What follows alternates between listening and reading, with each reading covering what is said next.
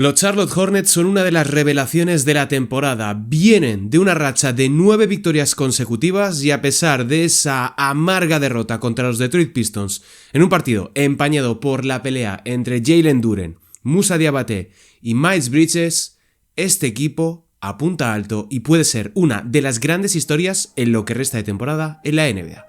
Esto es Gigantes del Básquet. Mi nombre es Sergio Rabinal y si te gusta lo que hacemos, déjanos un like, suscríbete y un comentario. Arrancamos.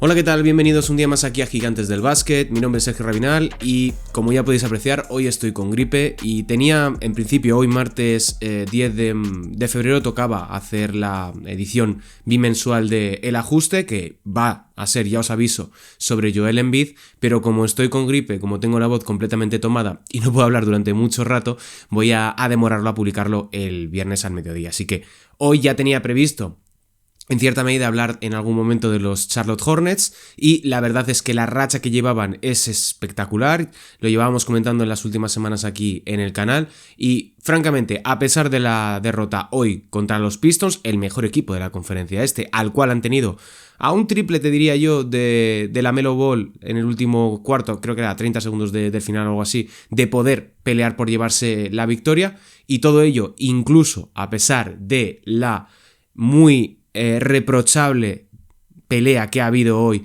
en el partido entre, como ya decía, entre Moussa Diabaté, Jalen Duren, Miles Bridges. La verdad es que es un equipo que mola mogollón, es un equipo que rinde a un nivel increíble y de que desde que empezó este 2026 son uno de los conjuntos más divertidos de ver, porque tenemos los datos que así lo refrendan. Desde que cambiamos el calendario de 2025 a 2026 estamos hablando del mejor ataque de la NBA en términos de eficiencia ofensiva. Según la estadística avanzada, están promediando 119,9 puntos por cada 100 posesiones. En defensa, estamos hablando del quinto mejor conjunto en ese costado del campo, permitiendo tan solo 109,8 tantos por cada 100 posesiones. Esto les deja como el segundo equipo más eficiente, como el segundo mejor equipo de la NBA en lo que va de 2026, con un más 10,1 de net rating. ¿Sabéis quién está primero?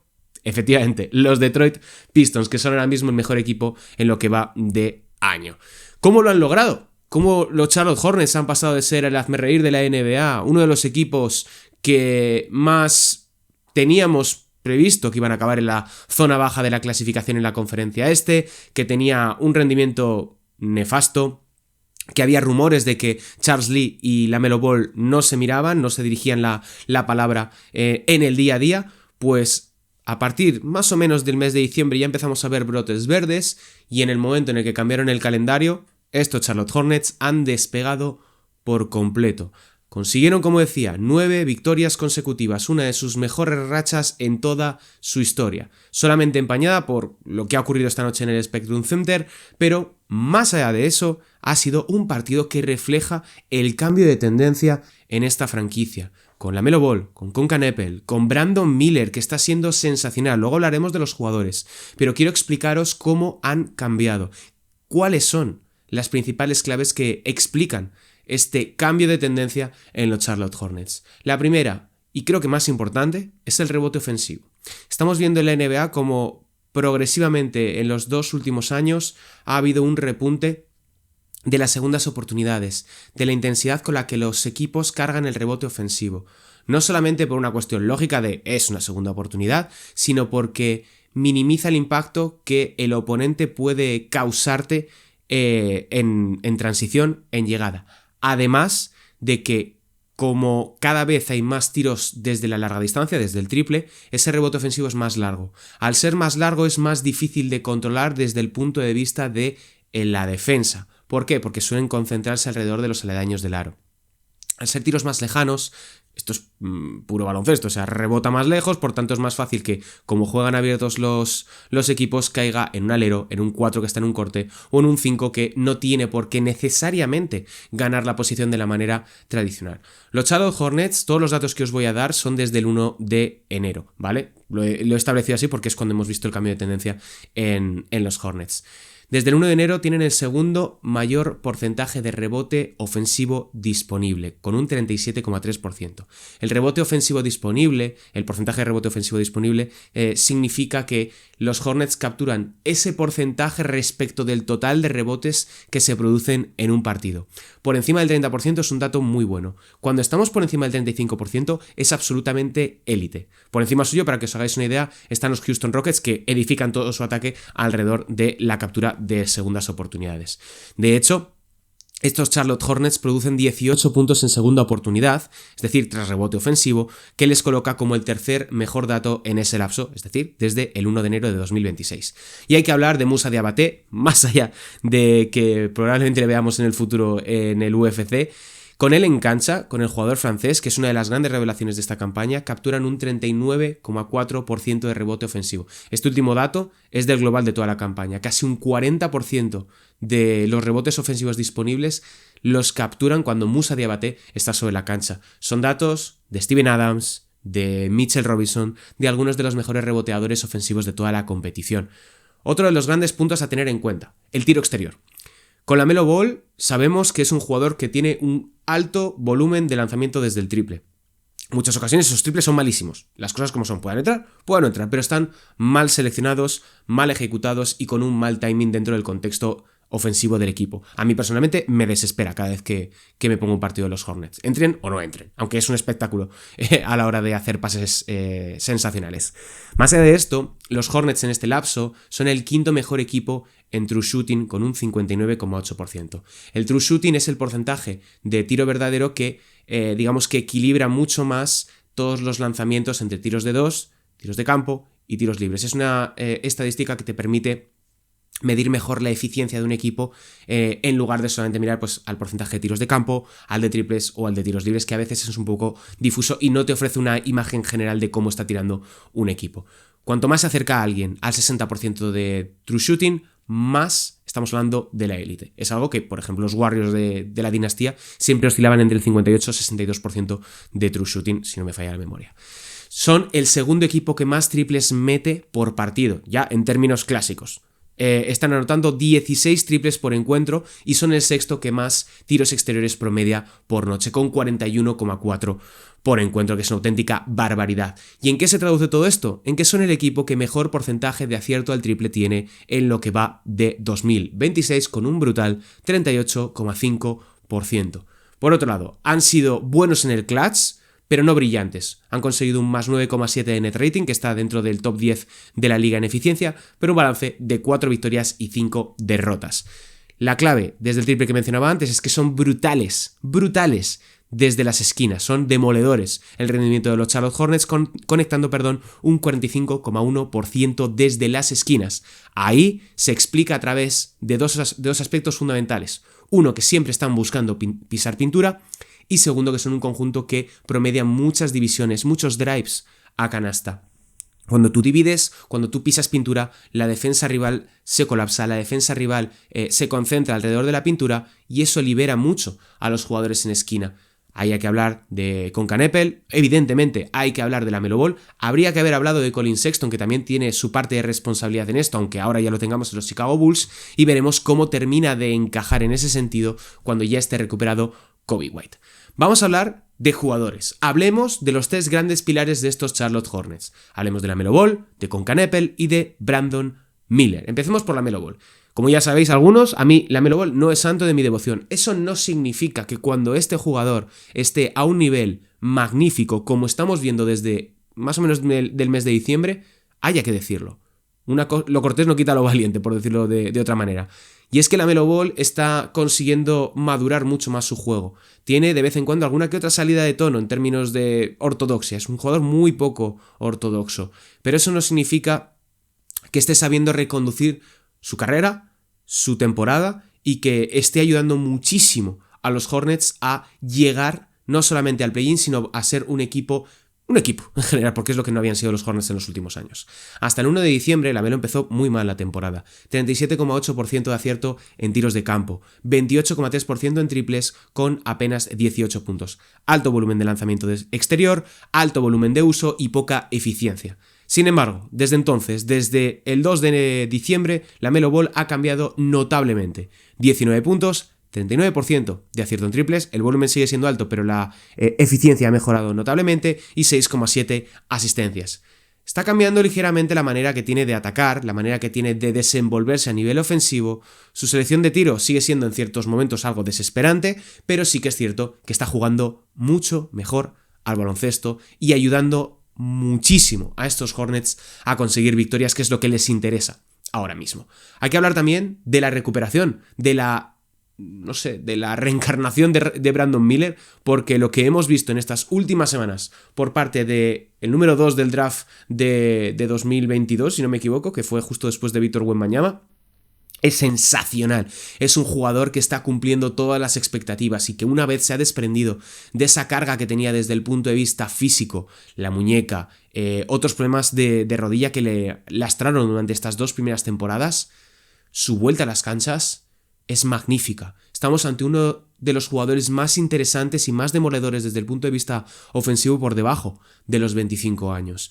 Hasta el 1 de diciembre había jugado solamente 6 partidos, 39% de acierto en tiros de campo, 27% en triples y 17 puntos. Desde entonces, 21 puntos, 38% en triples, 5,1 rebotes y 3,4 asistencias.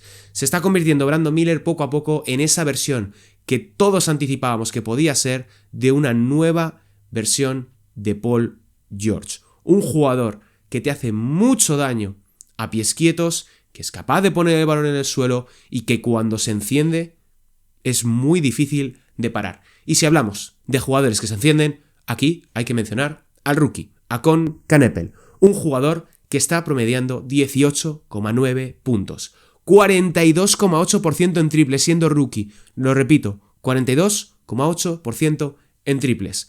Todo ello añadiendo 5,5 rebotes y 3,5 asistencias. Solamente Donovan Mitchell, en lo que va de temporada, ha anotado más triples que, insisto, el novato Con Canepel. Donovan Mitchell está en 183 triples y Con Canepel está en 179. Está a un pasito de convertirse en el líder en triples anotados de la NBA pese a ser un novato. Va a pulverizar el récord de Keegan Murray de la temporada 2022-2023 de 206 triples. Por ahora ya es el sexto con más triples de la historia y lleva apenas 50 y pico partidos de temporada. Lleva 52, lo tengo aquí apuntado. Brandon Miller, que tiene el récord de triples para un rookie dentro de los Charlotte Hornets, estableció el guarismo en 184, que es el cuarto mejor de la historia. Es que Con Canepel va camino de pulverizarlo y de establecer una marca que difícilmente va a ser igualada. Va a superar esa barrera de los 200 puntos, de los 200 triples, probablemente las 2-3 próximas semanas. Un poco más quizá porque tenemos la pausa del All-Star. Es que estamos hablando de un anotador magnífico. Trasbote y traspase. Alguien que puede anotar sin balón, que se mueve muy bien tras bloqueo directo y que si consigue mejorar un poquito más en defensa, porque es un jugador intenso, pero todavía tiene que dar varios pasos hacia adelante, podemos estar ante un nuevo Klay Thompson salvando las distancias. De verdad, poneos partidos de los Charlotte Hornets, os vais a disfrutar muchísimo y fijaos todo lo que hace Con Canepel sin balón. Ahí está la gran clave del jugador salido de Duke. Hoy, por ejemplo, ha alcanzado ya los 1000 puntos anotados y lo ha hecho después de una situación complicada porque ha sido la expulsión de Charles Lee y ha sucedido, expulsan a Charles Lee y él mete 2 triples consecutivos que meten de nuevo en partido a los Charlotte Hornets. La reacción ha sido instantánea y la verdad es que deja o invita mucho al optimismo con estos Charlotte Hornets. La tendencia a futuro, la tendencia en lo que resta de temporada. La pelea que ha pasado hoy yo creo que solamente empaña su momento. No quiero darle más protagonismo del que verdaderamente tiene, porque creo que centrarse mucho en eso es puro amarillismo. Todos hemos visto las imágenes, todos hemos hecho alguna que otra gracieta, algunos pues nos parecerá mejor o peor. Esto es otro tema completamente diferente. En el corto plazo, a Moussa Diabaté yo creo que le van a caer entre 5 y 15 partidos. 5-10 o 10-15, no sé ahora mismo cómo oscilará. A Miles Bridges, si no le caen 20 partidos, se puede dar con un canto en los dientes. A ver cómo sobreviven a las bajas de estos dos jugadores, porque sí que es cierto que Diabaté en rebote ofensivo y Miles Bridges, sobre todo desde la larga distancia, está bastante acertado en estas últimas semanas. les había dado bastante aire. Lo relevante, siempre lo digo cuando llegamos a este punto de la temporada, es la tendencia de un equipo respecto al momento de la temporada, cómo se presentan de cara a la lucha por los playoffs, a la lucha por el play-in o a la lucha por el anillo. La llegada de Coby White, que ahora mismo está lesionado y han tenido que compensar los Bulls con menos rondas de las que recibieron a cambio de Coby White, estará de baja hasta después del All-Star y veremos cómo termina de encajar, porque ahora mismo, por ejemplo, ha tenido que dar Charles Lee más protagonismo a Zion James y a Tre Mann, que son dos jugadores que dan un paso atrás en términos de rendimiento comparado con un Colin Sexton que había jugado realmente bien en estas últimas semanas antes del traspaso. Charlotte, para que os hagáis una idea, tiene el 10º calendario más asequible de lo que resta de temporada tras haber jugado contra Detroit, porque eso les hace descender varios puestos en favor suyo. Y ahora mismo, como digo, van décimos de la conferencia este, y yo creo que este es su suelo. Es decir, no creo que vayan a caer de la zona de play-in, porque Chicago y Milwaukee van para abajo, van a tanquear, es evidente. Y por debajo de ellos en la conferencia este tienes a Washington, tienes a Brooklyn y tienes a Indiana, que eso es una carrera armamentística por ver quién saca antes los tanques a la calle. Por encima suyo tienen a Atlanta y a Miami Heat, que no les veo aguantando el tipo a estos dos equipos comparado con la tendencia de los Charlotte Hornets, y la diferencia, para que os hagáis una idea, con Miami Heat, que establece el tope del play-in en la séptima posición, es de apenas 2,5 partidos, es decir, un suspiro. Una semana buena y una semana mala de cada uno de los dos equipos reduce notablemente las diferencias, y por ejemplo la diferencia ya con Atlanta Hawks es de medio encuentro. Su techo yo creo que es ser octavo del este y jugar ante Orlando Magic el play-in, que me he confundido antes al decirlo. Los Miami Heat son ahora mismo octavos de la conferencia.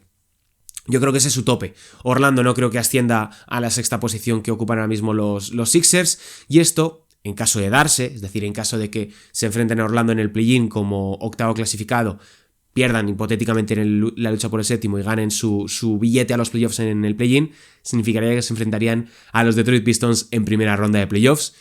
Y yo, ¿qué queréis que os diga? Ya estoy pensando en mirarme vuelos de cara a esa hipotética serie de playoffs, ya sea en Detroit, ya sea en Charlotte, porque lo que hemos visto hoy, más allá de la pelea, es un partido de playoffs entre dos equipos de un nivel competitivo mayúsculo, los dos mejores de la conferencia este en lo que va de 2026. Mucho ojo con los Charlotte Hornets, mucho ojo con este equipo, porque tiene una pinta magnífica. Es un conjunto sumamente divertido y yo verdaderamente os recomiendo que os pongáis todos los partidos que vengan en las próximas semanas, incluso a pesar de que tengan la sanción de Miles Bridges y de Musa Diabaté. Hasta aquí el vídeo, casi 20 minutos he conseguido aguantar sin parar. Espero que os haya gustado. Quería dedicarle un momento a estos Charlotte Hornets. Un poco mal timing, pero sí que es cierto que están jugando de manera sensacional y que con el mercado no he podido parar a hablar de lo que verdaderamente importa, que es lo que sucede sobre la cancha y no lo que ocurre en los despachos. Espero que os haya gustado, insisto, mi nombre es Sergio Rabinal, esto es Gigantes del Básquet. Ayudadnos suscribiéndoos al canal, dándonos un like y comentando abajo con vuestra opinión y lo que pensáis, no de la pelea, sino de estos Charlotte Hornets. Así que nos vemos en el próximo vídeo. Un saludo y hasta la próxima, chao.